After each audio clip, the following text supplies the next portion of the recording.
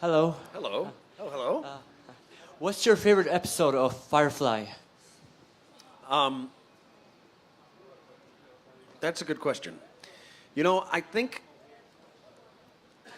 I don't know. I just rewatched them, and so not too long ago, and I really like the one Objects in Space, and I'm not in that one much, but it's where the guy comes, the bounty hunter. I think that's right.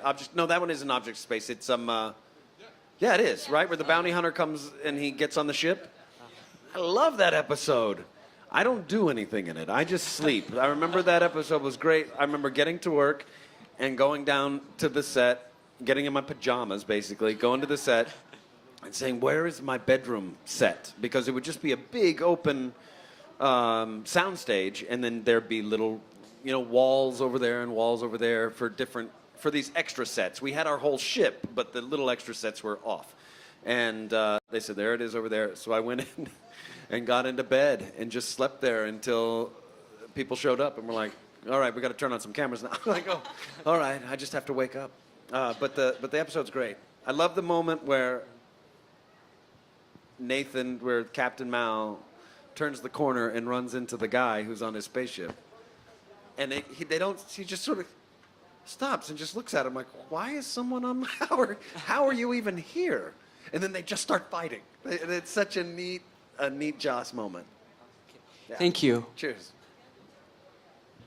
Hi, Alan. Two things. First of all, I'm sure you get a lot of crazy fans, so thank you yesterday when I freaked out meeting you in the autograph queue for being really nice, because I was properly freaked out. And my question is, I'm sure a lot of people here know what it feels like to have one of their favorite shows canceled, and I'm sure you know what it feels like to have something canceled. Right. Do you have any coping mechanisms for that, and can you suggest any to fans who are distraught after their shows are It happens. Like, we're freaked out when shows go on hiatus, so cancellations are... Yeah, no, I don't. I mean, it's tough, isn't it? I mean, it is. After rewatching them again, because I hadn't watched them in a long time. I'd watched some of them again. Mm-hmm. Some of my favorites are Mrs. Reynolds. There was just a few different ones that I would watch again and again. But ones that I wasn't in, being an actor, I guess. I'm not in that one. I don't need to watch it. I had totally forgotten them, and then when I watched the whole series again, I felt that same thing when it was all over. Like, why, mm-hmm. Why would where it could have gone. So no, I'm just gonna wallow in it with the rest of you. Thank you. Mm-hmm. But was it? So you get the show cancelled, and then you get the phone call to say we're doing a movie. Yeah. That must have been like elation. Yeah, it wasn't. It was amazing because when we finished, it was right at Christmas time. We all got fired right before Christmas, and we had our party. The cancellation party was our Christmas party that had already been planned. And Joss got up and he said, "I'm not done yet. I know that we're canceled, but I'm going to keep going." And we all knew that. Anyway, it was sad. We were like, "Oh my God. That's so sad. He thinks we're going to do it again." He's really taking this hard because he's like, I'll do etchings. I'll do anything. This is not, any way I can continue this, I will. And I think it's been written about a lot. I gave him, there was a button that was from, I forget the name of the episode now for some reason, where we all come back and there's a button that I have to hit. What is it? Lost in Space. Lost in Space. So no, wait, no. What? No, Lost in Space. Out of gas. Out of gas. That's right. Out of gas.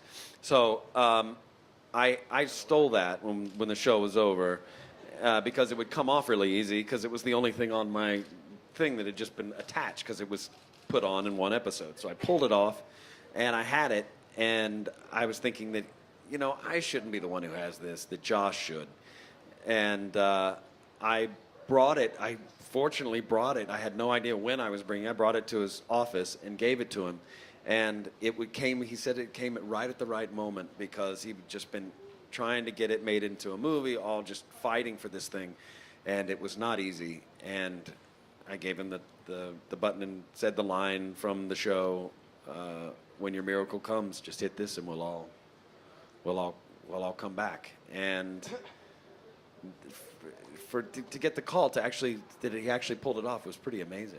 It was miraculous feeling. Okay. And then he killed me. What the hell? What kind of gratitude is that? I gave him that button. What an asshole. All right. Hey, hello everybody. Can you give me your favorite quote from Tackle and Dare versus Evil? My favorite quote. Yeah, but using the redneck's accent, of course.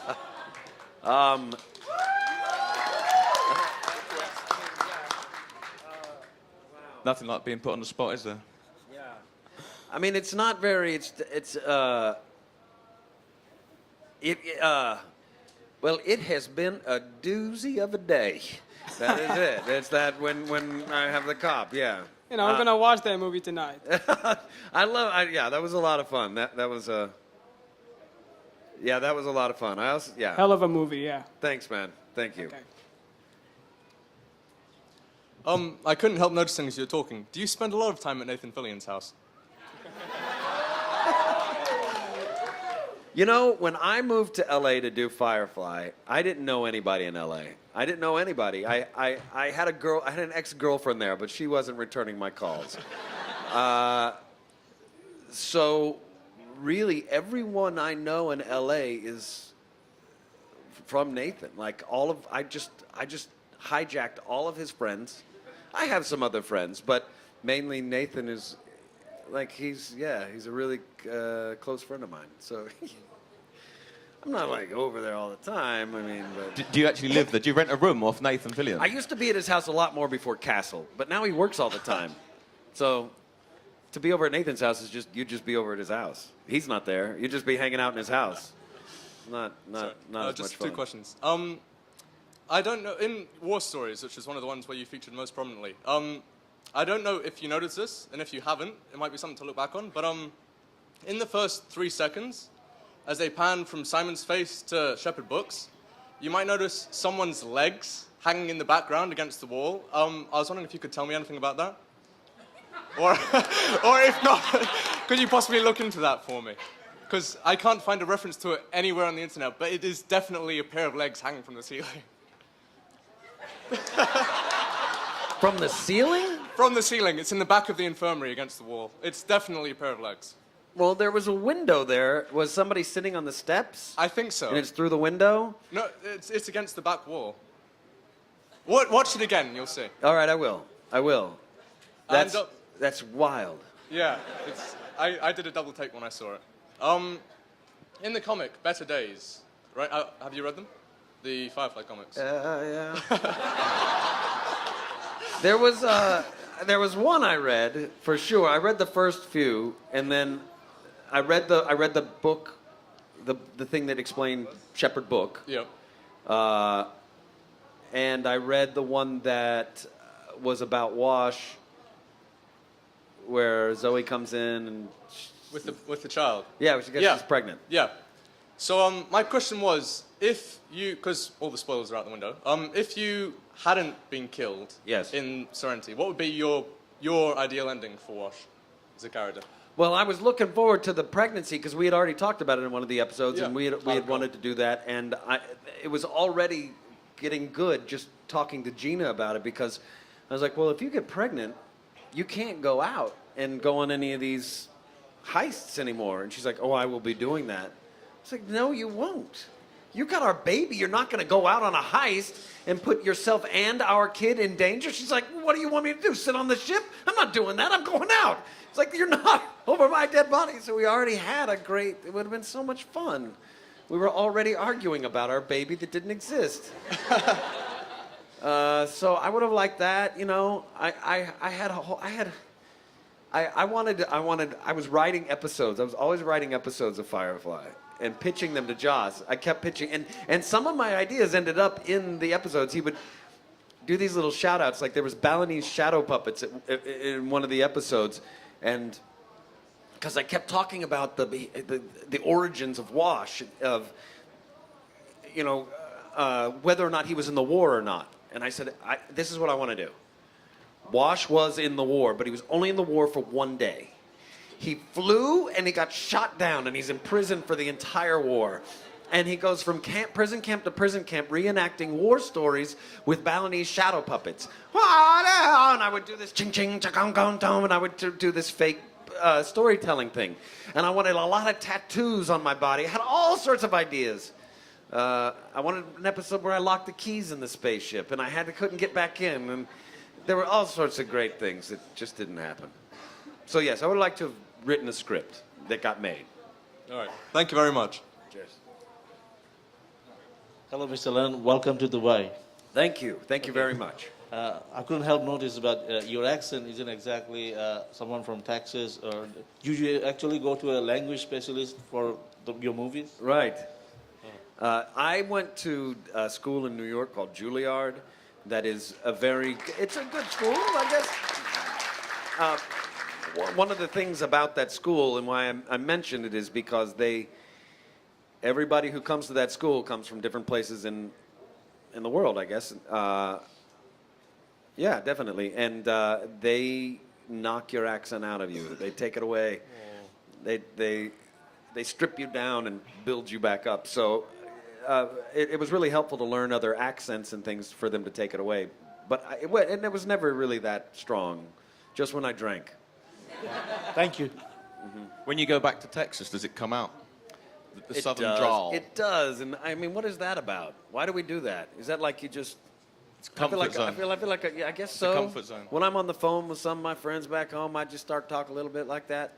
But is it just like I'm faking it or something? But it isn't until I'm done that I'm like, what am I talking? Or I would talk to somebody, they're like, what's up? Why do you sound all country? But yeah.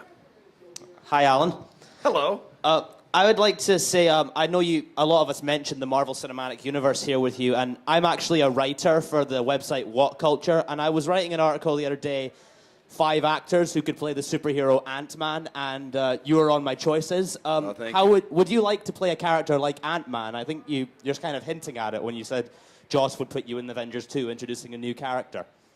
There was a rumor that I was going to play Ant-Man at one point. People started to ask me about it, and I don't know Ant-Man. I've now since looked him up. He gets small, right? And he can get really big. And you could be facing Simon Pegg as a villain. Oh, that would be awesome. Simon Pegg's a villain? Well, he said that he was approached to play Ant-Man first, but he said he'd rather play a villain in Ant-Man. Well, I can do Ant-Man. I'll do Ant-Man. Yeah, I'll do Ant-Man. Okay, I'll work on that. You heard it here first. Signed up, man. There we go. That's how I choose roles. I think I'm going to do that. And I'll do that.